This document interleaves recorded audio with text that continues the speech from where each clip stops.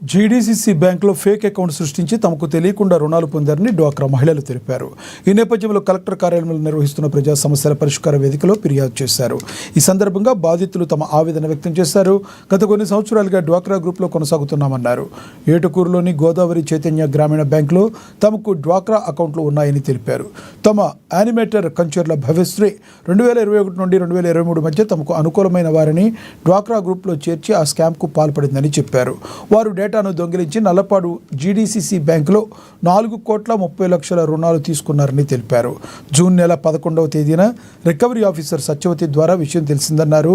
తమకు తెలియకుండా తమ పేరులతో కోట్ల రూపాయల రుణాలు తీసుకున్న వారిని గుర్తించి రికవరీ చేసి శిక్షించాలని వారు డిమాండ్ చేస్తున్నారు.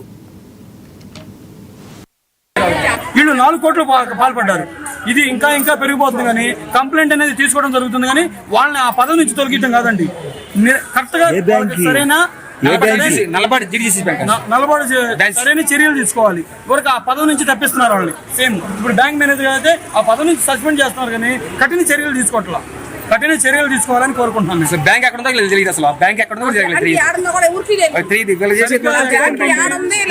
డబ్బులు రిటర్న్ పోతే నీకు ఏడు ముద్ర ఇదేనా, నీ సైన్ ఎలానే చేసావని మమ్మల్ని కట్టగడుగుతున్నారు.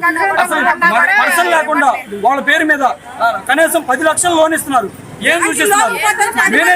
మేనేజర్ గారు మోసం చేస్తుంటే వాళ్ళ పై అధికారులు ఏం చేస్తున్నారు? హెడ్ ఆఫీసులు ఏం చేస్తున్నాయి? ఇటువంటిప్పుడు కలెక్టర్ గారు ఏం చేస్తున్నారు? అదేమంటే బ్యాంక్ మీద 20 రోజులు